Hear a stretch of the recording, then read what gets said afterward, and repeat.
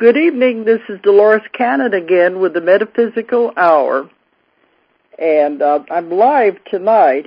Of course, you never know because when I'm not here, they play from the archives, and I guess it's hard to tell when it's really me or when it's just a recording. But we're live tonight, and I don't have a guest tonight, so I'm just going to be talking about a lot of variety of different things. And I'm going to give out the toll-free number, so if anybody feels like they want to jump in and talk, that'd be fine, because like I said, I don't have a real agenda. The toll-free number is 1-888-815-9756. 888-815-9756. I'll just be talking about some of the things that have happened and some of the things that are coming up. So if anybody wants to just jump in and talk and ask questions, that'd be perfectly okay. Well, the one big thing was we just had our conference. That's been 2 weeks ago now. Here in Arkansas, it was our 4th transformational conference, and it was fantastic. It was the biggest one we've ever had. And we're growing. We're growing in so many ways. My company, the Ozark Mountain Publishing, is expanding and growing all over the place, too. We've had to hire some more people to work for us. And I don't see any job recession in our business, that's for sure. People are really interested in the metaphysical information and the books and things that we publish. And we had 400 people at this conference. That's the largest group we've ever had. We had to move to a different venue because we outgrew the other one that we had for the first 3 years. So we moved to a larger venue up by the airport and had 400 people, and we had to stop taking vendors because we were running out of space for them. And as you probably know, our keynote speaker was Helen Reddy, the Helen Reddy, the singer, and we brought her all the way from Australia to speak. So I know the majority of the people came to hear her, but it was fantastic. She is the nicest person. She's very real, and she gave a fantastic talk, and everybody was just really impressed by her. And then, of course, it went on for 3 days, so we had about 13 speakers. Majority of them were our authors that I wanted them to get out there and get their feet wet so they could begin to lecture in front of people. And they were absolutely fantastic. One in particular that I don't want to call her new book a sleeper because it just came out, but I took a chance on it, and it is already going fantastic. We sold a lot of them at the conference. It's a book about suicide. The name of the book is The Other Side of Suicide. And when I first was going to print that book, I was a little worried about the subject matter. But the way she puts it together is just so beautiful. And she was scared to get up and talk because she'd never done anything like that before. I had her on my show back a month or so ago. It was her first time to speak anywhere. Her name is Karen Peebles. And she's just a housewife taking care of her children. And her husband died recently of cancer. But in the middle of everything, she began having her deceased uncle speak to her. Now, this woman is not into metaphysics. She's not into anything like this. She's just an ordinary housewife. Never studied metaphysics, never read any books about them. Doesn't even know about reincarnation, anything. About the purest kind of person you could imagine to have these things happen to. But she said her Uncle George, had committed suicide 25 years before. And she barely even knew him. But he started coming to her, appearing to her, and talking to her, and said she had to write this book about what it was like on the other side when somebody committed suicide. And she really didn't want to do it. But he insisted enough he wasn't going to leave her alone until she did write the book. And it's not a very big book and doesn't cost very much, but it's loaded with information. And the response was tremendous at the conference because she is just so down to earth. You know, when she got up and talked, like, I don't know what's going on here, but this is what I did. And the Spirit tells her what happens when you cross over, what's it like. There isn't any hell. There is no purgatory. You're not condemned at all. And I knew this through my work that I have done with the Between Death and Life book about what happens when you die. I knew that was true. But that's one of the reasons why I agreed to publish the book. But it's so positive. She tells what happens, and you're treated with great love. And they really work with the person over there to have them understand what happened, and so they can be ready to come back. Because you do have to come back and do it again, no matter, you don't get out of anything. But still, they are treated with great love, and they're sent to a place that was called the Emerald City. I said it sounded like the Wizard of Oz. But, you know, green is the healing color, but they're worked with there. It's almost like a hospital. The spirits are worked with there so they can begin to understand why they did what they did, so they can make amends when they come back again. And there was many interesting things about it. Those of you who heard the show I did with her, we covered it in great detail. But she did say as soon as the spirit commits suicide, right away it wants to get back into the body because it realizes what it did was wrong because you break a contract. It's wrong in that way. Over there, the spirits don't think of it as wrong. They just think you made a mistake, you took on more than you could handle, and they understand it. But it's not right in the fact that you break your contracts with other people that you made when you were coming into this life. So it's such a positive book. And afterwards, after her talk, we were selling so many books. People were telling us, some of them worked for the suicide prevention agencies. They were buying them up 10 at a time to take to the suicide prevention. And 911 was people that worked for them were also buying up lots of copies to take with them.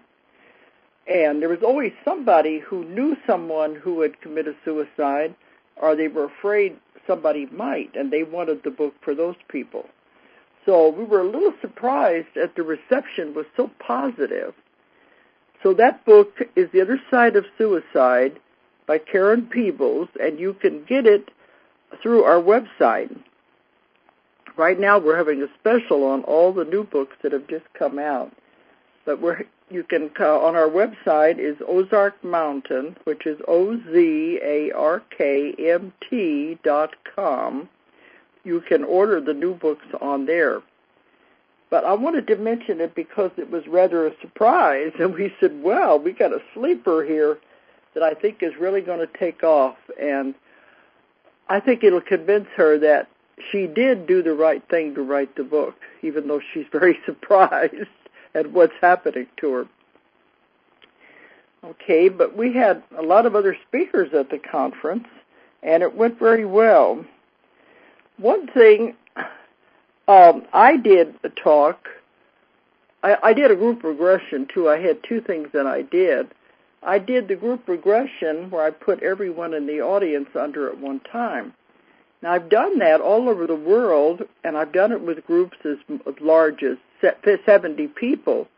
And I think one group was almost 100 people, where I put the entire room in trance at one time, and they all go back to past lives. They go to meet their guardian angel, and he has a message for them. And then they go into a future life. I've done it all over the world, even with translators, and it's highly effective. But this was the largest group I'd ever done it with, 400 people. The auditorium was completely full. But everybody enjoyed it. They said they really had a good time with it. So you never know, what's going to work out.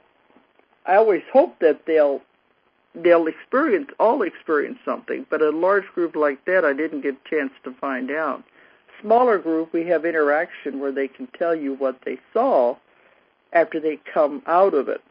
But in a group this large, there wasn't time, so we just went on to the next part. But I did a talk on my part about Nostradamus and the prophecies. I haven't spoken on that for quite a while because I've moved on. A lot of you know I've moved on into the Convoluted Universe series. That's my main focus now.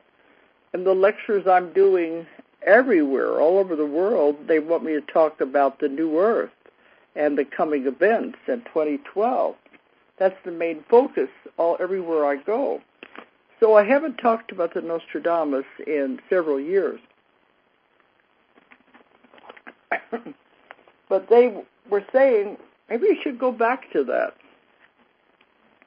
One of the things that was bothering me, a lot of the prophecies have been coming true.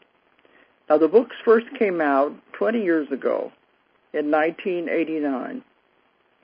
And we have done updates all along. You know, this is a 3-volume set. It's a great deal of material.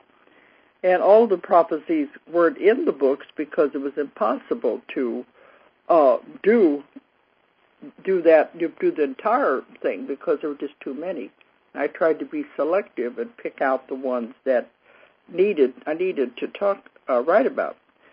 Anyway, a lot of them have been coming true. We get letters all the time saying they're reading the book and watching them happen on TV. But the worst have not, of course, which is a good thing. But we kept wondering, why is that happening like that? I know Nostradamus could not have been wrong.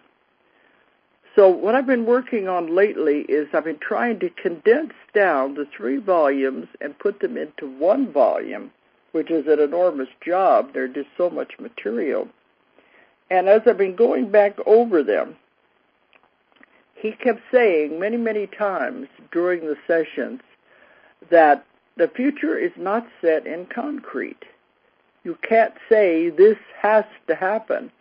That all of the prophecies were open to interpretation, they were open to change, that man could change them, and he wanted the man to change the prophecies. I remember one time he told me, if I tell you the most horrible things mankind can do to himself, will you do something to change it? That was his main concern, because he saw all the probabilities and the possibilities from any given action. And the idea was, this can be changed. And that was his job, was to try to warn our time of what was happening if you went down a certain path. So that's why he gave me the assignment. He said, I want you to go out there, write the book and go out there and tell people what will happen if they continue on this path. But you have to know what's going to happen before you can change it.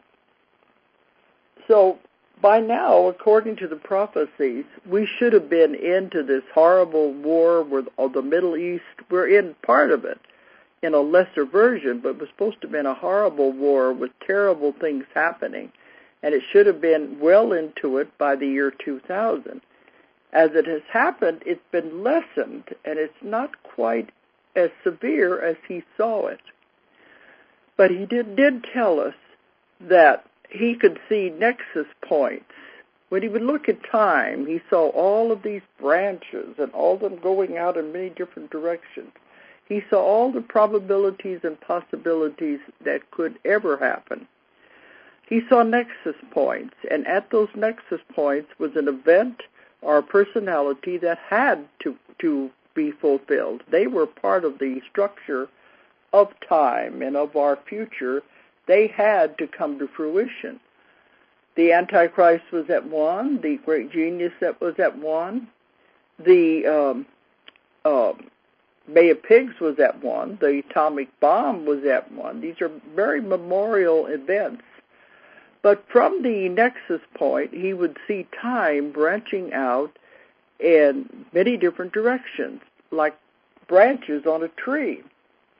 And he said, each one of these branches that branched out from the Nexus point was a path man could travel down. They were the results of the Nexus point, from the worst that could happen to the least that could happen, and anywhere in between. So he said it was up to man which path they were going to travel down. So if we chose to go down the worst, then the worst of what he saw would happen. But he said if you know what's ahead of you, if you know what he saw, the absolute worst, then you could change it. You could go down one of the other paths where things wouldn't be as bad. They would be much lesser. Sometimes he couldn't take it away altogether, but he could definitely lessen the effects of what was going to happen.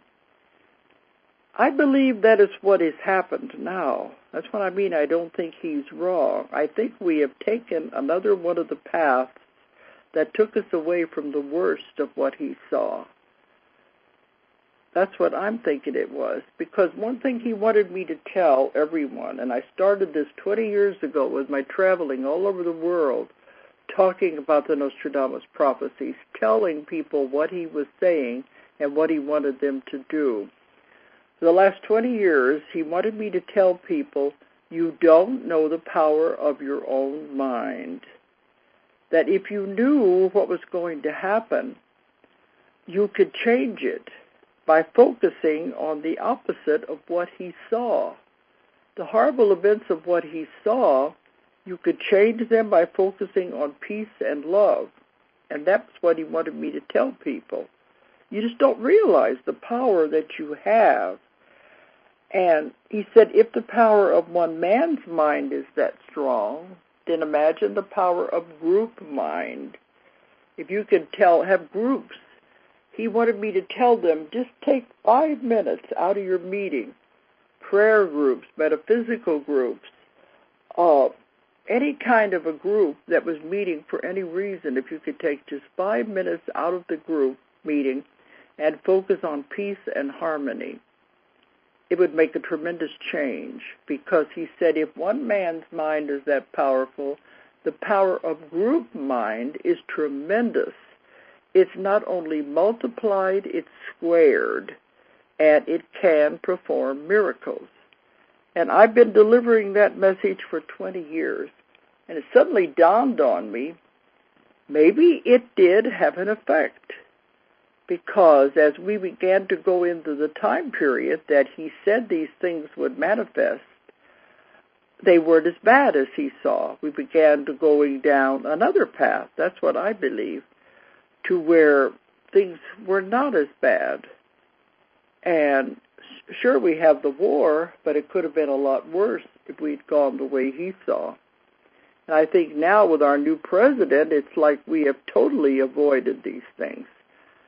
That's what I want to believe. People keep talking about the Antichrist. I don't know. Maybe he is still out there, but maybe he's not going to have the effect that he was supposed to have, because mankind has changed their future. They have changed the way they're going to live and go down these paths. Looks like we're going to get out of Iraq, which is helping. They said the soldiers are leaving there. Of course, now Korea, we don't know what's going to happen there. In one of my books, we did talk about Korea, and at that time, that was 20 years ago, they were suspecting a threat from Korea at that time, and Nostradamus said, no, it wasn't ready yet. He called it the sleeping dragon, but he said it wasn't ready yet, that they had atomic power, but they didn't have the means to deliver it yet. They didn't have the delivery system. So at that time, he said, no, it's not going to happen yet. So maybe we have got to the point now where it is possible. I don't know. I certainly hope we don't go into that, because if we do, it'd be too horrible to contemplate. Maybe things are going to be changed. I think it would be rather stupid of Korea to announce they were going to bomb Hawaii on the 4th of July. To me, that wouldn't serve a purpose. like in December 7th in Pearl Harbor, it all happened by surprise. If you know something is going to happen, you're more prepared. So I just don't understand the reasoning behind Korea saying they were going to do it and announcing it, unless something else is going to happen on that date, and we have no way of knowing. Well, we'll find out soon enough anyway.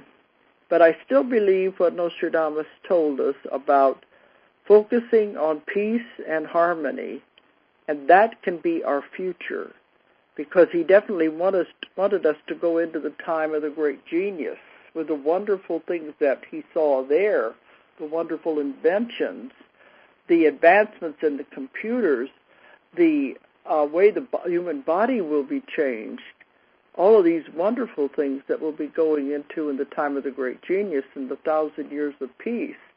That's what I think we should focus on, that, and maybe we're headed down that way. Maybe these other possibilities are falling by the wayside. Let's hope so, anyway.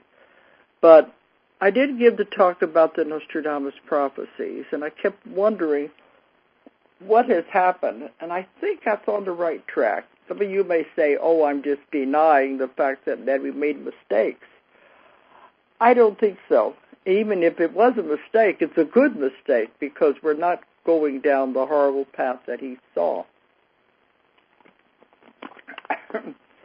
Another strange thing I was thinking about that's been happening recently that I think goes along with the prophecies is the election in Iran.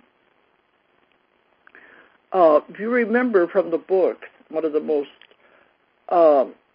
accurate predictions in the books was the one dealing with the 2000 election that we had between Bush and Gore.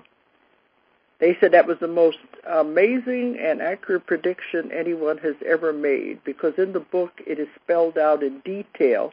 It was called the hung jury election, where he says you would not be able to decide a winner. They would be so close, and that it would almost come to the possibility of a civil war because of the people arguing on both sides for their candidate. Well, it was accurately predicted and did come true with our election. And according to what I've gotten, Bush should not have run that election anyway. He wasn't the winner. It was actually Gore. But the things that have been happening in the last month now with Iran, I think, and that is also a parallel of what that one quatrain, that prophecy talks about, hung jury election. Over there, the same thing is happening. And it's a very powerful country, and it's a pivotal country into the events that he saw happening in the Middle East. Here, the same thing is happening there with a hung jury, where the votes are so close they don't know who is the winner, and there's a lot of protests. People are angry about it.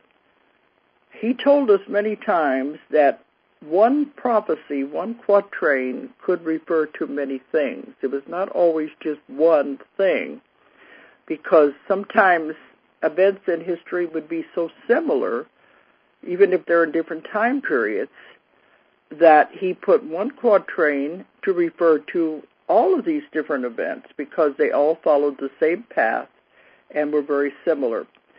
So sometimes he would tell us the ones that pertain to our time, but actually they were referring to many different times in history. So I think that's interesting to think. Maybe that's part of it. Maybe this Iran election is also another parallel meaning for the hung jury quatrain that had to do with our election in 2000. Interesting. We don't know. So we just have to, these things are, it's like it's a living thing. It keeps evolving and changing, and we're just in the middle of it watching it happen, which is very interesting, I think. Okay, well, I wanted to bring all that out. Now, also, I have my new book. It just came off the press this week. We were trying to get it out in time for the conference, but we didn't quite make it. This book is called 5 Lives Remembered, It's the first book I ever wrote, actually, and it's just now coming out, which is a long story in itself. But every time I do lectures, somebody in the audience will always ask, how did you get started on all this? How did you begin? And, I try to fill them in, but I don't always have time to tell the entire story. So I always tell them I wrote about it in the first book I ever wrote, which was called 5 Lives Remembered. And I actually began in this field 40 years ago. This was in 1968, a long time ago. So after we moved, my husband was put out of the Navy, and after, disabled veteran, and after we moved to Arkansas, we had so much going on.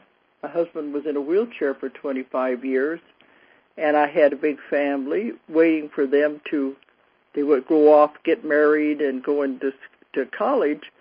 So it was about 1980, then I finally sat down and wrote the events that happened back in 1968. That was the book, my first book, called 5 Lives Remembered. At that time, I was trying to get it published. But the problem was the book was ahead of its time. What we discovered in 1968, when we were just first dabbling around in all of this, doing normal hypnosis for stop smoking, lose weight, one of the clients was referred to us by a doctor. He wanted us to work with her because she had having kidney problems. She was very obese, having kidney problems from overeating. And he just wanted us to get her to relax, my husband and I. So when we worked with her, she suddenly, inexplicably, went back into a past life in the Roaring 20s in Chicago with the gangs. And it was like, what's going on here? And you got to remember, in those days, there was nothing out about any of this. The only book even written like this was The Search for Bridie Murphy. That book wouldn't even be published today. It's too common, too ordinary. It was the only thing there was out. There was nothing to tell a hypnotist what to do if this came up. You also got to remember the words New Age didn't exist. Very few people knew what reincarnation was. They knew nothing about past lives, definitely nothing about therapy in that field. This was before all of that. You may think it's the Dark Ages now, but some of the younger people might not find that hard to understand. But in those days, it just wasn't out there. Nobody knew about it and talked about it until The Search for Bridie Murphy came along. But here we were, dropped into the middle of all of this. By coincidence? I don't think anything is a coincidence now because the way it changed. But in that book, see, I let it go for so long because, I'll go back to that in a minute, okay. In 1980, then, I wrote the events of what happened. I had the transcripts. These are on this huge 8-inch reel-to-reel tape recorders. And I had all the transcripts, and I wrote the book. And I tried to get it published. I sent it out. Spent years trying to get it published. I went through everything that an author can possibly go through trying to get these books published. And it was ahead of its time. Nobody knew anything about it. There were no New Age bookstores. In the regular bookstore, they had one shelf devoted to spiritual philosophy and that kind of things. There was no field of metaphysics. None of this happened yet. So the book was way ahead of its time. So I kept trying, and I had boxes of rejections to prove it. People kept saying, the publishers kept saying, well, we don't understand this. One said, now if you had regressed some movie star or something, that'd be different. But nobody's going to care about this. It's just an ordinary person. So anyway, I put it aside finally. I gave up, really, because nobody wanted to publish it. But I went on with my work, and I began accumulating the information that eventually became my other books. Like Jesus and the Essenes was one of the first cases, and then eventually the Nostradamus material, the UFO material, all the other books that followed. So I did go on with that, and by the time the books began to be published in the late 80s, then we had arrived. This subject was known by that time.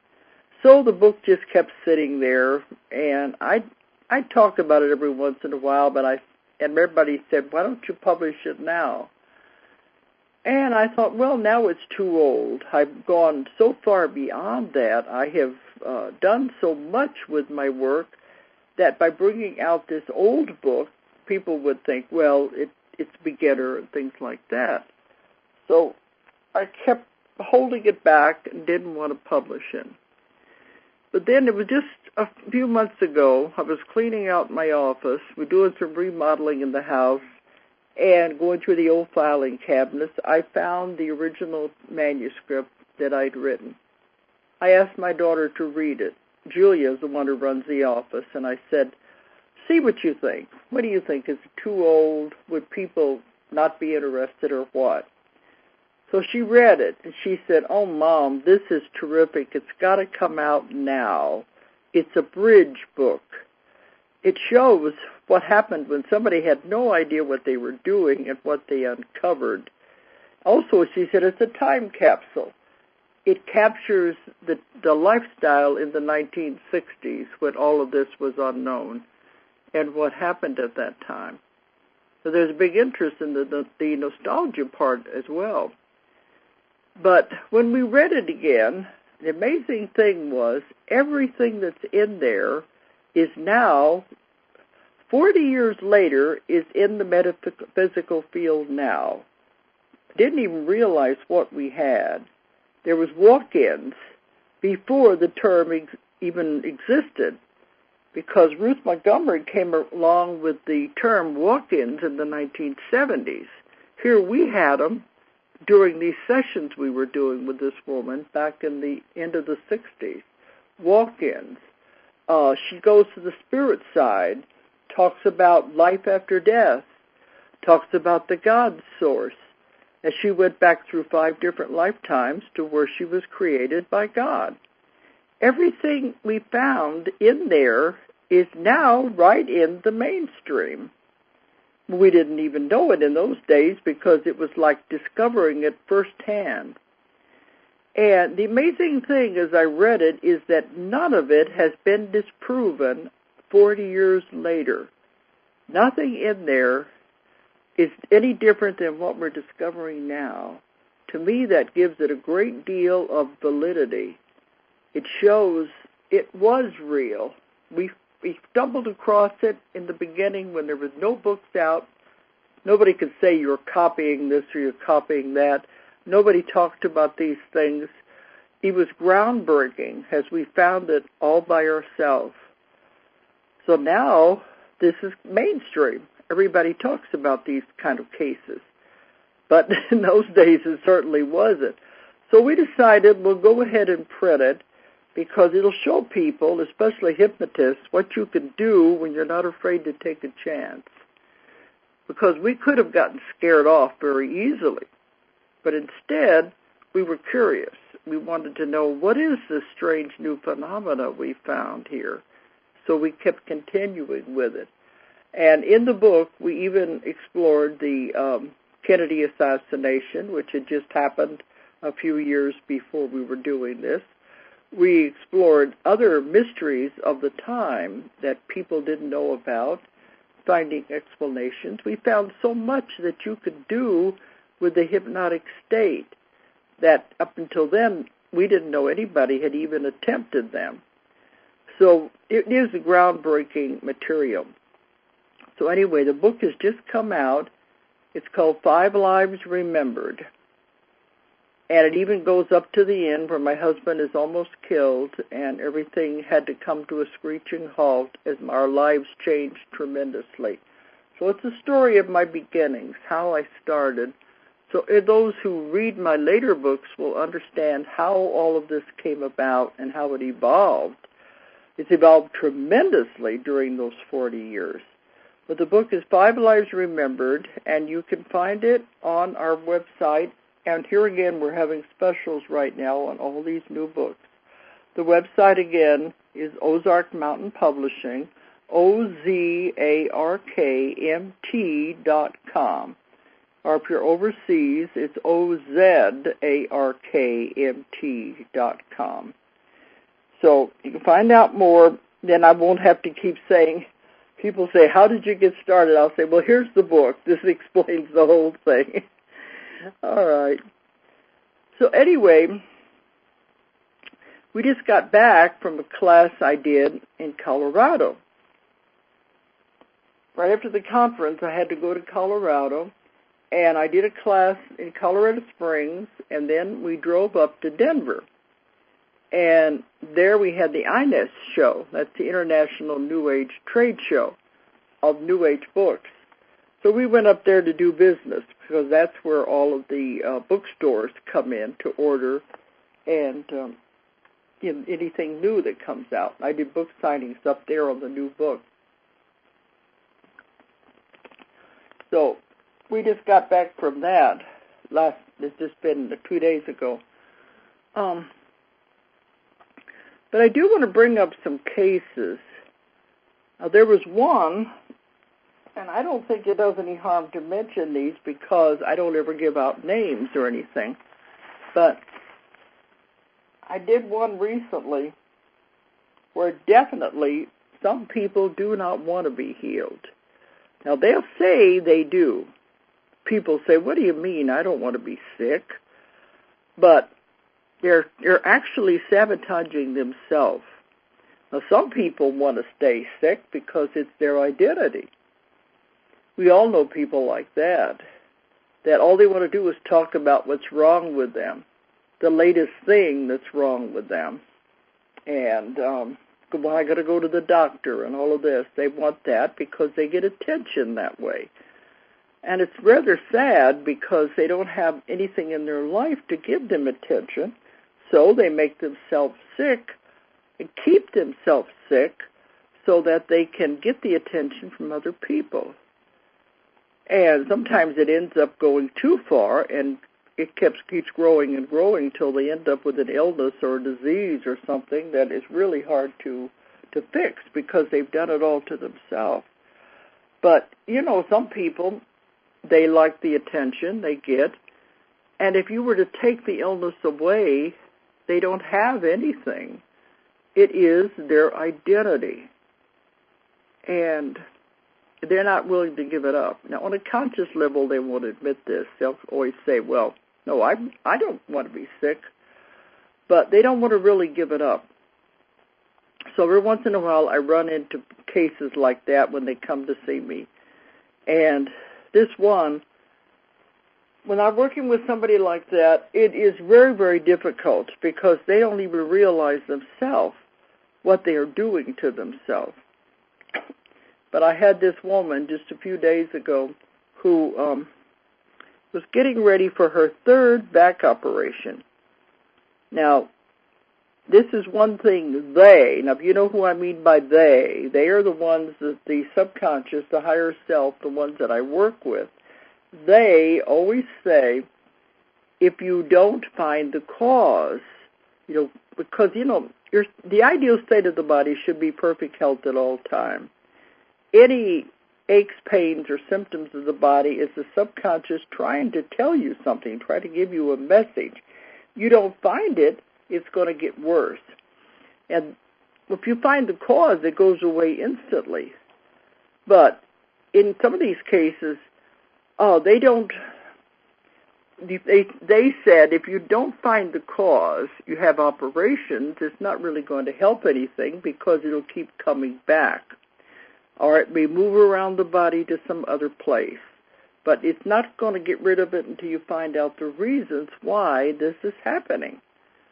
That's the problem. So with this woman, she was getting ready for her third back operation. She'd already had, a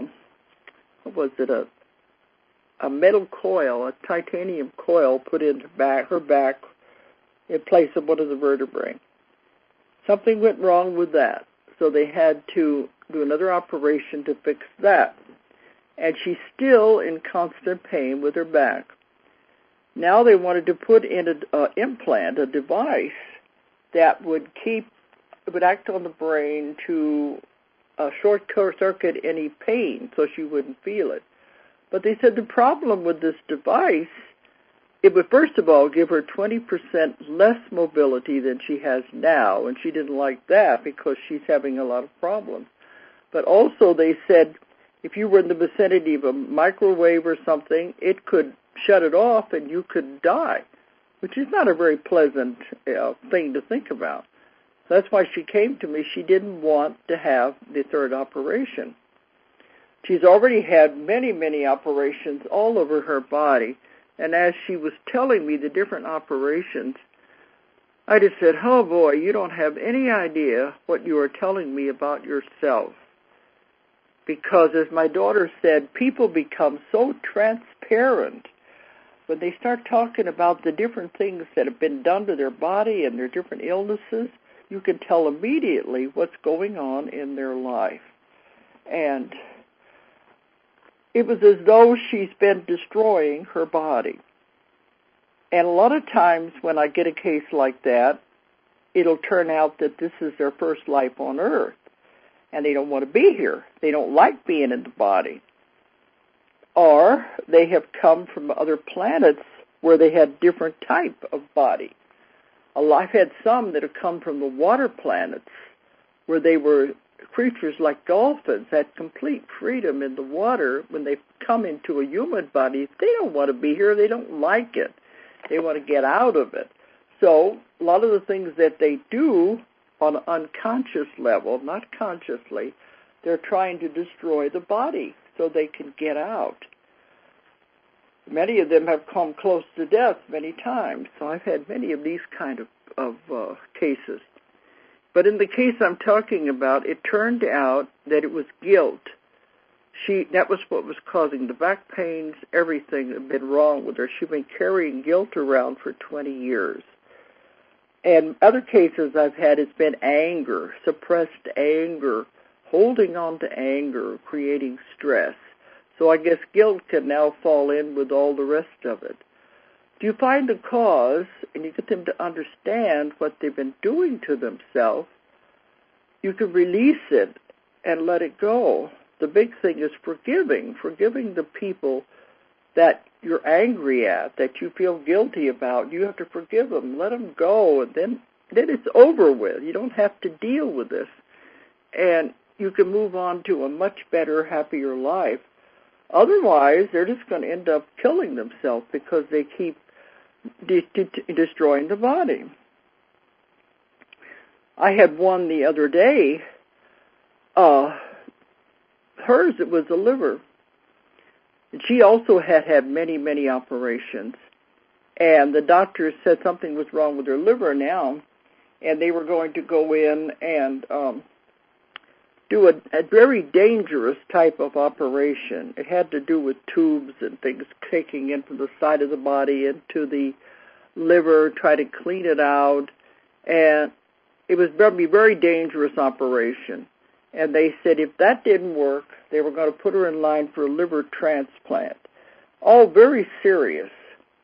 So she came to me because she didn't want to have this done. And she'd also had many, many operations. So when we got to the subconscious, the ones I work with, first thing they said, we've got to stop the mutilation. No more mutilation. They've told me many times, no surgery, no operations, no surgery, no invasion of the body. It's not necessary. They said the body is a miraculous machine that has been created to take care of itself and heal itself if we don't interfere.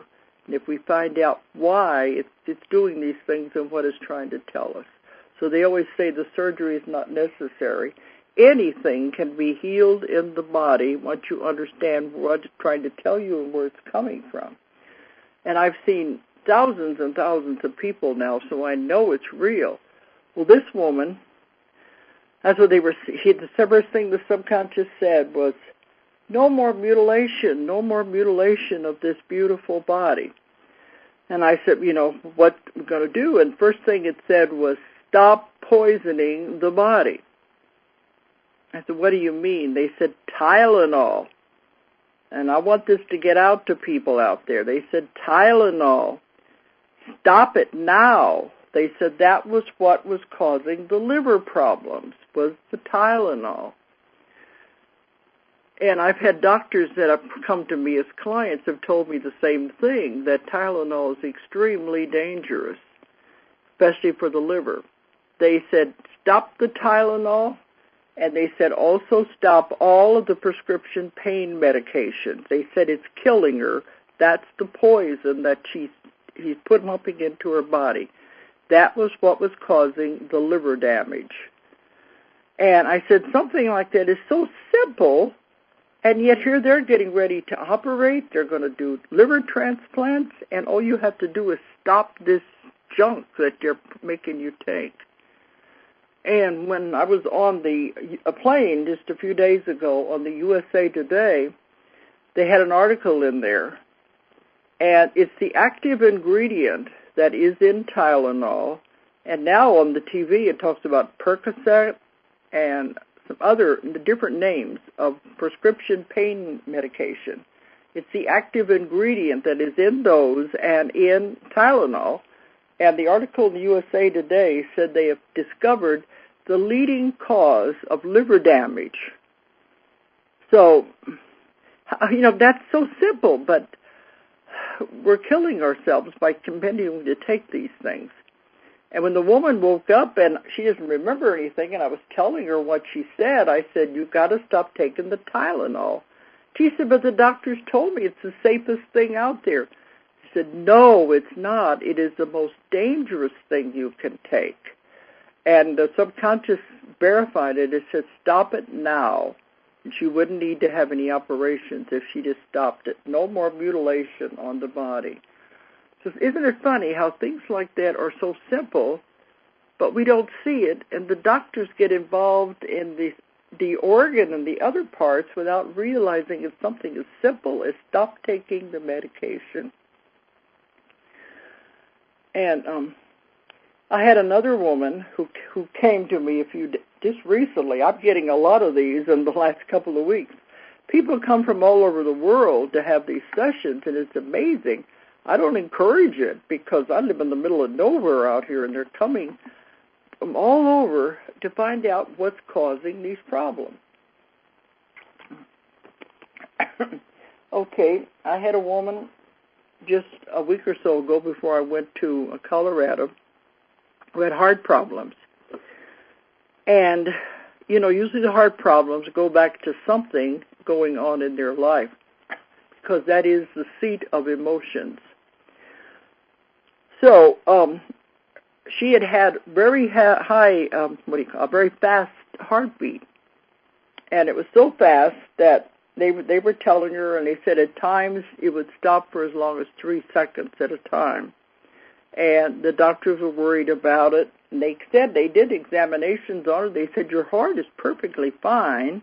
The arteries are fine. It's just that its electrical system, it's beating way too fast, and you can't have it do that, even at night. And it was waking her up in the middle of the night. So they ended up putting in a pacemaker. And so she came, and that was one of the things she wanted to find out about. I didn't really know how a pacemaker worked. I thought maybe it kept the heart regulated and has to be in there. It took over the beat. But other people since then have told me, no, it's just there as a backup. If it begins to beat irregularly or something, it will straighten it out. Anyway, during the session, we got to the subconscious part. It's looking at the heart, and it says, poor heart, it's been broken into so many pieces. And she had just told me about her marriage problems in the home life. All of that was what was doing it. She was carrying this around, and it was affecting the heart. All of the personal problems that she was experiencing in her life right now were affecting the heart. as the seat of emotions. So the subconscious said it was going to go in there and straighten it all out. And it was just symbolically, saying it had been broken. But it said, we will put it all back together the way it's supposed to be, soothe it out so she won't have any problems. And when they works on this, it just takes it a few minutes to get it all done. So it straightened it out, and they said she wouldn't have any more problems with it beating too fast, and it definitely wouldn't wake her up again in the middle of the night, because that was another thing that bothered her, waking up in the middle of the night with it beating too fast. They said, no, it won't wake her up anymore in the middle of the night. And they would smooth it out to where she wouldn't have that problem anymore. I said, well, what about this pacemaker? It's already in there. And they laughed. They said, oh, we could turn it off. But they said, don't worry about it. It's just space junk. And I had to laugh. Space junk? It's just in there. He said, it's not going to cause any problems. Shouldn't be there. They don't like foreign objects in the body. But they said, it won't cause any problems. Her body's not going to need it. But it's just space junk. So I thought that was really interesting about that. Okay, I'm going down a list of things here that I was just thinking I'd talk about because we're getting near to the end of the time. I also had an article that I was going to refer to. It was by Dr. Russell Blaylock. And he wrote it for this magazine, and he's a neurosurgeon. Now, this has to do with the swine flu. He calls it Frankenvirus, or the flying pig flu, making a joke out of it, because he agrees, like I do, that this is something being manufactured and set up, and it's not a threat at all. When it first came out on TV, I said, oh, come on, give us a break. Well, this is what he says in the beginning of this article. I was in the military during the first flying flu scare in 1976. At the time, it became policy that all soldiers would be vaccinated for the swine flu. As a medical officer, I refused and almost faced a court-martial, but the military didn't want the bad publicity.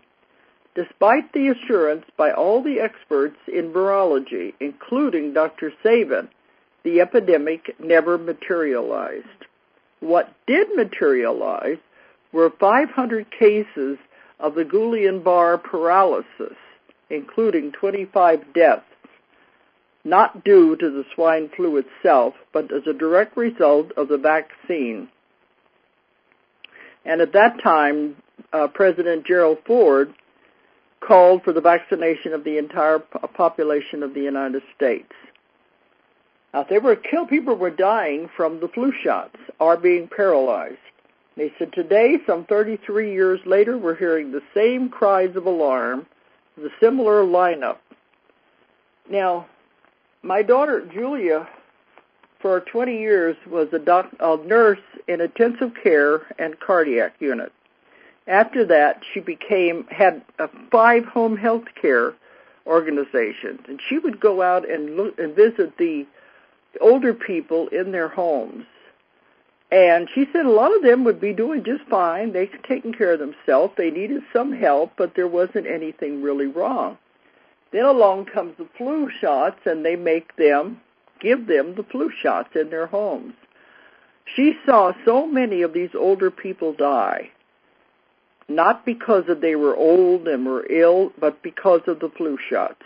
So she knew that too. She knew it then.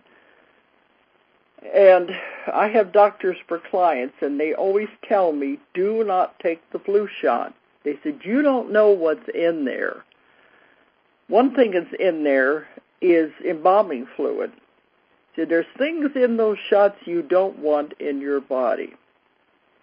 So I keep talking about these things because I'm pushing people to go the natural route, go with natural healing, go with the herbal. The answers are there. You can find the answers there. And if you call my office, we have the names of several doctors who have gotten out of the regular medicine and have formed their own natural health clinics. And one I had on my show, Dr. Chapdelaine, is focusing on the autism, and they have found cures for autism.